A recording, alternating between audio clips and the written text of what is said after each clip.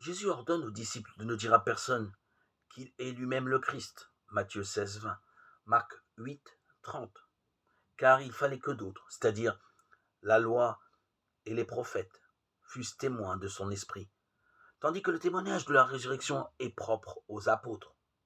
Et comme la béatitude de ceux qui connaissent le Christ dans l'esprit a été manifestée, à son tour, le danger de voir son humilité et sa passion reniés est mis en évidence.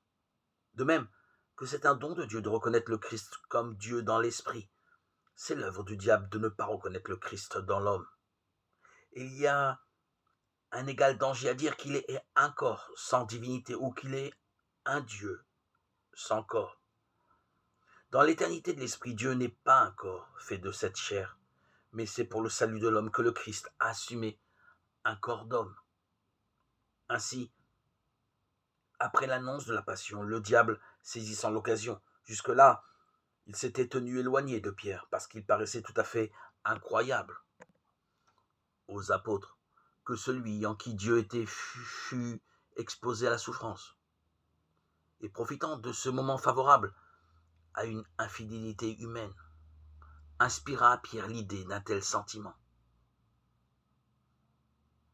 Mais le Seigneur, sachant la pression des manœuvres du diable, commanda à Pierre: passe derrière moi. Matthieu 16, 23, Marc 8, 33. C'est-à-dire, lui commanda de le suivre dans l'imitation de sa passion.